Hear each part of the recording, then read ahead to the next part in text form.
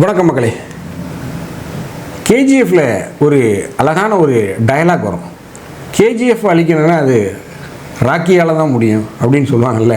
So அதே போல தான் காங்கிரஸ் அழிக்கணும்னா அது காங்கிரஸால் தான் முடியும். அவங்களே அவங்கள அழிச்சுக்குவாங்க. அந்தளவுக்கு ஒரு மோசமான நிலையில் இன்றைக்கி தமிழக காங்கிரஸ் இருக்குது. ஏன் அப்படின்னு பார்த்தீங்கன்னா, மிகப்பெரிய அளவில் சீட் பேரம் அப்படிங்கிறது நடந்திருக்கு. 50 லட்சத்துலேருந்து 5 கோடி வரைக்கும் சீட் பேரம் நடந்திருக்கு தமிழக காங்கிரஸில். அதாவது சமீபத்தில் ராகுலை சந்தித்த தமிழக காங்கிரஸ் கட்சியுடைய பிரதிநிதிகள் மூஞ்சிலேயே ராகுல் காந்தி அவர்கள் அந்த பட்டியலை கிழித்து எறிஞ்சிருக்கார். இது நடந்தது. அதற்கப்புறம் அவர் என்ன சொல்லியிருக்கார் அப்படின்னா, வேறு பட்டியலை தயாரிங்க அப்படின்னு சொல்லியிருக்கார். வேட்புமனுலாம் தாக்கல் பண்ணக்கூடிய நேரங்கள்லாம் குறைவு அப்படிங்கிறதுனால சில பல வேட்பாளர்களை இறுதி செய்து கொடுத்துட்டாங்க. பட் ஆனால் அந்த வேட்பாளர் தேர்வில் மிகப்பெரிய அளவில் பணம் விளையாண்டுருக்கு அப்படிங்கிறது ராகுல் காந்திக்கு போயிருக்கு. ஏன் ஜோதிமணியே இதை பற்றி ஒரு மிகப்பெரிய பதிவை அவங்களுடைய முகநூல்லையும் போட்டிருந்தாங்க, ட்விட்டர்லையும் போட்டிருந்தாங்க. ஸோ இதையெல்லாம் பார்க்கும்போது காங்கிரஸை அழிக்கும் காங்கிரஸில் இருக்கக்கூடிய மிகப்பெரிய ஒரு முக்கிய புள்ளியால் தான் காங்கிரஸுக்கு ஒரு மிகப்பெரிய சரிவு ஏற்பட்டிருக்கு.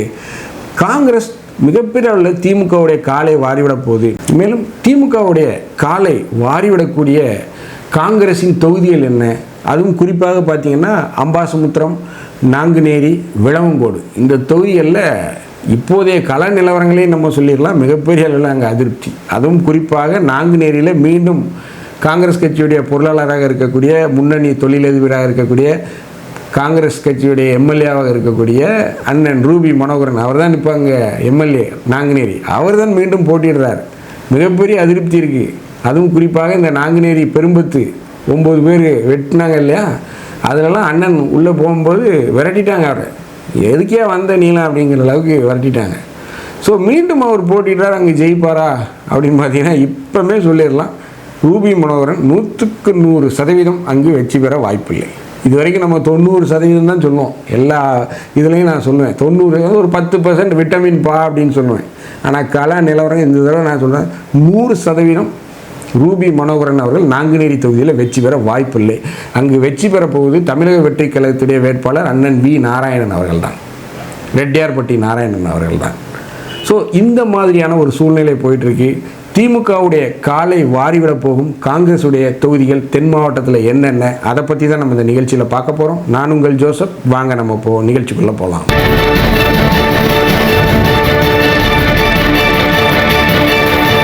காங்கிரஸை அழிக்கும் காங்கிரஸ் யார் அப்படின்னு பார்த்தீங்கன்னா வேறு யாரும் இல்லை. அந்த பெரும்புகழ் யாருக்கு சேரும் அப்படின்னா அண்ணன் செல்வ பிறந்தை அவர்களுக்கு தான் சேரும். ஏன் அப்படின்னு பார்த்தீங்கன்னா, அவரே சமீபத்தில் சொல்லியிருக்காரு, இந்த தேர்தலுக்கு அப்புறம் நான் தமிழக காங்கிரஸ் தலைவர் பதவியிலிருந்து ராஜினாமா செய்வேன் அப்படின்னு சொல்லியிருக்காரு. இந்த மாதிரியாக யாராவது ஒருத்தர் சொல்லி நீங்கள் எங்கேயாவது கேள்விப்பட்டீங்களா? தேர்தல் நடக்க போகுது, தேர்தல் நடந்தால் அவங்க தான் வந்து கூட்டணியில் வரப்போகிறாங்க, அதை வைத்து நிறையா சம்பாதிக்கலாம், அதுவும் தமிழக காங்கிரஸ் தலைவர் பதவியில் இருக்குங்கிறது ஒரு பெரிய விஷயம். அப்படி இருக்கும்போது இவர் வாலண்டரியாக வந்து இந்த வடிவேலு வணக்கா நானும் ரவுடி தான் ஜெயிலுக்கு போகிறேன்ற மாதிரி நான் வந்து எலெக்ஷனுக்கு அப்புறம் ராஜினாமா செஞ்சிடும் அப்படின்னா, இல்லை இவர் ராஜினாமா செய்ய போகிறாரா, இவரை தூக்கிறதுக்கு முடிவு பண்ணிட்டாங்க, இவர் முன்னுக்கூட்டியே சொல்கிறாரா, அப்படி ஒரு கேள்வி எழுது இல்லையா? ஸோ இந்த இடத்துல தான் காங்கிரஸ் கட்சியுடைய தலைவர் ராகுல் காந்தி ஒரு மிகப்பெரிய ஒரு கேம் பிளே ஆடி இருக்கார். என்ன அப்படின்னு பார்த்தீங்கன்னா, தமிழக காங்கிரஸ் வேட்பாளர் தேர்வில் மிகப்பெரிய அளவில் பணம் விளையாடி இருக்கு, பேரம் பேசியிருக்காங்க. ஒவ்வொரு தொகுதிக்கும் குறைந்தது 50 லட்சத்திலேருந்து அதிகபட்சமாக 5 கோடி ரூபாய் வரைக்கும் வாங்கியிருக்காங்க. இது வந்து ராகுல் காந்தி காதுக்கு போயிருக்கு. இந்த லிஸ்ட்டை வாங்கி பார்த்தோன்னா ராகுல் காந்தி அதை கிழிச்சு மூஞ்சில் அடைஞ்சிருக்காரு. இது என்னையா தொகுதி, என்னையா வேட்பாளர் பட்டியல், எந்தெந்த தொகுதியெல்லாம் கேட்டிருக்கீங்க, இதெல்லாம் நம்ம போட்டியிடாத தொகுதி, எதுக்கு அம்பாசமுத்திரத்தை போய் வாங்கியிருக்கேன், அம்பாசமுத்திரத்துக்கும் காங்கிரஸுக்கும் என்ன சம்பந்தம், இந்த தொகுதியிலே போய் வாங்கியிருக்கேன் அப்படின்னு பல்வேறு தொகுதிகள் அவர் வந்து அடிக்கோட்டிட்டு காட்டியிருக்கார். ஸோ இதெல்லாம் வந்து பார்க்கும்போது மிகப்பெரிய அளவில் செல்வ பிறந்தைக்கு அதிர்ச்சியாக இருந்தது. உடனே அவர் கேசி வேணுகோபாலை கூப்பிட்டு இந்த லிஸ்ட்டை உடனே கிழித்து தூரெறிஞ்சு வேறு ஆளை போடுங்க அப்படின்னு சொல்லி இதெல்லாம் பண்ணியிருக்கார். மேலும் அவர் வந்து தனக்கு தெரிந்த நபர்கள் மூலமாக இந்த வேட்பாளர் தேர்வில் என்னென்ன கோல்மால் பண்ணியிருக்காங்க, என்னென்ன முறைகேடுகள் நடந்திருக்குன்னு விசாரிச்சிருக்காரு. ஸோ அதில் வந்து பார்த்திங்கன்னா இந்த பணம் நடந்தது வந்து உண்மைதான் அப்படிங்கிற விஷயம் ராகுல் போயிருக்கு. ஸோ உடனே அவர் கேசி வேணுகோபாலை கூப்பிட்டு கடுமையாக சத்தம் போட்டிருக்காரு. என்ன பார்க்குறீங்க, நீங்கள் தான் பொதுச் செயலாளர் இருக்கீங்க, என்ன பார்க்குறீங்கன்னு கடுமையாக திட்டிருக்காரு கேசி வேணுகோபால் உடனே செல்வ பிறந்தையை அவருடைய அறைக்கு வைத்து கிட்டத்தட்ட 1/2 மணி நேரம் விடாமல் டோஸ் விழுந்திருக்கு செல்வ பிறந்தை. இதுதான் நடந்தது. செல்வ பிறந்தையை லெஃப்ட் லெஃப்ட் ரைட் சென்டர்னு சொல்லுவாங்க இல்லையா, கார்ப்பரேட் பாணியில் லெஃப்ட் ரைட் சென்டராக பொழந்து கட்டியிருக்காரு அவர். அந்த அளவுக்கு கடுமையான ஒரு ஏச்சு பேச்சுலாம் வாங்கியிருக்கு. அவர் என்ன சொல்லியிருக்காருன்னா, நீங்கள் இப்போமே ராஜினாமா பண்ணிட்டு போயிருங்க அப்படின்னு சொல்லியிருக்காரு. இப்போமே ராஜினாமா பண்ணிட்டு போயிருங்க அப்படின்னு ராகுல் சொல்லியிருக்காரு. பட் ஆனால் கேசி வேணுகோபால் என்ன சொல்லியிருக்காருன்னா, இருக்கட்டும், இப்போ தேர்தல் நடக்குது, இப்போ ராஜினாமா பண்ண சொன்னால் அது தேர்தலில் நமக்கு சில பல எதிர்மறை விளைவுகளை ஏற்படுத்தும். ஸோ இப்போ இருக்கட்டும், தேர்தல் முடிஞ்சதுக்கப்புறம் செல்வ பெருந்தையை மாற்றிடலாம் அப்படின்னு சொல்லி ராகுலை ஆசுவாசப்படுத்தியிருக்காரு. ஸோ இந்த ஏச்சு பேச்செல்லாம் வாங்கிட்டு செல்வ பெருந்தையை வெளியே வந்ததுக்கப்புறம் செல்வ பெருந்தைக்கு ஒரு மிகப்பெரிய சப்போர்ட்டாக இருப்பது யாருன்னு பார்த்தீங்கன்னா, அகில இந்திய காங்கிரஸில் மல்லிகார்ஜுன கார்கே அவர்கள் தான். ஸோ கார்கேட்ட போய் பேசியிருக்காரு. கார்கே வந்து ராகுலை மீறி சில பல விஷயங்களை செய்ய முடியாது, சரி பார்த்துக்கலாம் நீங்கள் போங்க அப்படின்னு சொல்லி அவரும், ஏன்னா விஷயங்கள் பணங்கன்னு போயிருக்கும்போது அவரால் எதுவும் செய்ய முடியாது, அங்கேயும் அவர் போய் பேசவும் முடியாது. ஸோ அதனால் அவர் தட்டி கழிச்சிட்டாரு. ஸோ இங்கே வந்து அண்ணன் செல்வ பெருந்தை என்ன சொல்லிட்டாருன்னா, நான் வந்து எலெக்ஷன் முடிஞ்சதுக்கப்புறம் நான் வந்து பதவியை ராஜினாமா பண்ணிடுவேன்ப்பா அப்படின்னு சொல்லி நைஸாக இவரே போகிற மாதிரி போட்டார். பட் நடந்த விஷயம் என்னென்னா, அவரை தூக்கிறதுக்கு முடிவு பண்ணிட்டாங்க. ஸோ இதில் மிகப்பெரிய இந்த கேம் ப்ளே பண்ணது யார் அப்படின்னு பார்த்தீங்கன்னா, ப. சிதம்பரம் தான். ஸோ ப. சிதம்பரம் வைத்த பொறியில் சிக்கிய வண்டு தான் அண்ணன் செல்வ பெருந்தை. செல்வ பெருந்தையை எப்படி கட்டம் போட்டு தூக்குனாங்க அப்படின்னா, ப. சிதம்பரம் கடைசி நேரத்தில் முதல்வரை போய் சந்தித்தார் இல்லையா, அந்த முதல்வரை போய் சந்திக்கும் போது அவர் ஒரு இடத்துல வண்டியை நிப்பாட்டி, முதல்வரை சந்திக்க தன்னுடைய வீட்டிலேருந்து போகும்போது ஒரு இடத்துல வண்டியை நிப்பாட்டி கார்லேருந்து இறங்கி ரோட்லேருந்து பேசியிருக்கார். மெயின் ரோட்லேருந்து பேசி கடுமையான வார்த்தைகளில் ஃபோனில் திட்டிருக்கார். கடுமையான வார்த்தைகளில் ஒரு 5-6 நிமிடம் திட்டிருக்கார். அதுக்கப்புறம் தான் காரில் ஏறியிருக்கார். ஸோ அதற்கப்புறம் அவர் முதல்வரை போய் சந்தித்து சில பல விஷயங்களில் மேல்மட்டத்தில் பேசினதுக்கப்புறம் தான் இந்த கூட்டணி உறுதியாச்சு. இதெல்லாம் உறுதியாச்சு. ஸோ இது ஏன் அவர் இறங்கி பேசினார் அப்படின்னா, அப்போவுமே இந்த பணம் வாங்கிய விவரம் ப. சிதம்பரம் அவர்கள் காதுக்கு போயிருக்கு. ஒவ்வொரு தொகுதிக்கும் எவ்வளோ கொடுத்துருக்காங்க அப்படிங்கிற ஒரு விஷயம் போயிருக்கு.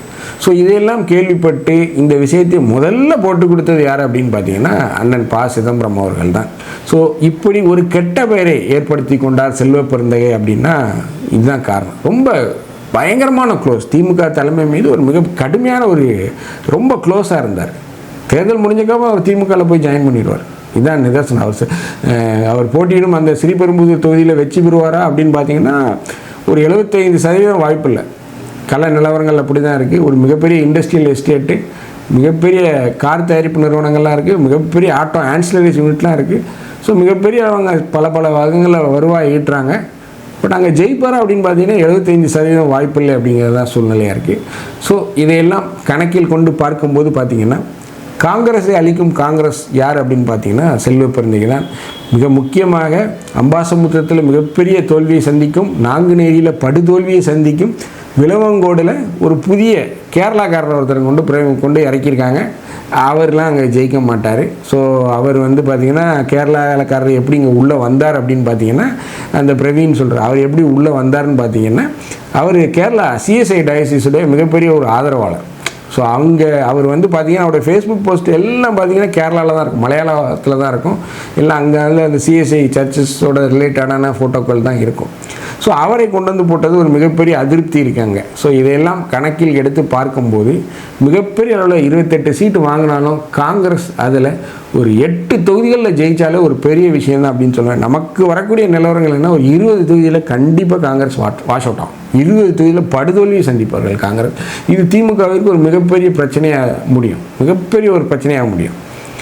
ஸோ நம்மளை பொறுத்த வரைக்கும் நம்ம அந்த பதிவெல்லாம் என்னென்னு எப்படி போடுறோம் அப்படின்னா, அங்கே இருக்கக்கூடிய 2ஆம் கட்ட தலைவர்களை தொடர்பு கொண்டு விசாரித்து தான் நம்ம போடுறோம். இப்போ வேளச்சேரியில் போயிட்டு அபுல் ஹாசன்லாம் போயிட்டு அவர் அங்கே ஜெயிப்பாரா, மிகப்பெரிய அதிருப்தி இருக்குது. வேளச்சேரி மிகப்பெரிய IT பூங்கா இருக்குது, அங்கே என்ன ஒரு வளர்ச்சி, மிகப்பெரிய அளவில் மழை வெள்ளங்களில் பாதிக்கப்பட்டவங்க எம்எல்ஏங்கிறளவில் அவர் எதையுமே செய்யலை. இந்த முறை மழையில் தண்ணி தேங்கிட்டு இருக்கும்போது அவர் போவே இல்லை, மக்கள் அவர் மறித்து விரட்டினாங்க. இதெல்லாம் நடந்தது. இதெல்லாம் நீங்கள் ஃபேஸ்புக்கில் போய் பார்த்தீங்கன்னா இதுக்கு உண்டான வீடியோ ஆதாரங்கள் இருக்குது. ஸோ இதையெல்லாம் கணக்கில் கொண்டு பார்க்கும்போது மிகப்பெரிய அளவில் ஒரு அதிருப்தி இருக்குது. திமுக இந்த தடவை ஆட்சி அமைப்பது அப்படிங்கிறது வாய்ப்பில்லை அப்படிங்கிற மாதிரி தான் தோணுது. தொங்கு சட்டமன்றம் தான் அமையும், அதில் எந்த மாற்று கருத்தும் இல்லை. எந்த கட்சிக்கும் மெஜாரிட்டி கிடைக்காது. தமிழக வெற்றிக் கழகம் ஒரு மிக முக்கியமான ஒரு கீ ரோல் ப்ளே பண்ணுவாங்க, ஒரு மிக முக்கியமான ஒரு கதாபாத்திரமாக இருப்பார்கள் ஆட்சி அமைப்பதில். ஸோ இதையெல்லாம் கணக்கில் எடுத்து பார்க்கும்போது காங்கிரஸை அழிப்பது காங்கிரஸால் தான் முடியும். இந்த வீடியோ உங்களுக்கு பிடிச்சிருந்துச்சுன்னா தயவுசெய்து லைக் பண்ணுங்கள், ஷேர் பண்ணுங்கள், சப்ஸ்கிரைப் பண்ணுங்கள். மறக்காமல் உங்கள் கருத்துக்களை கமெண்ட் செக்ஷனில் சொல்லுங்கள். நன்றி, வணக்கம்.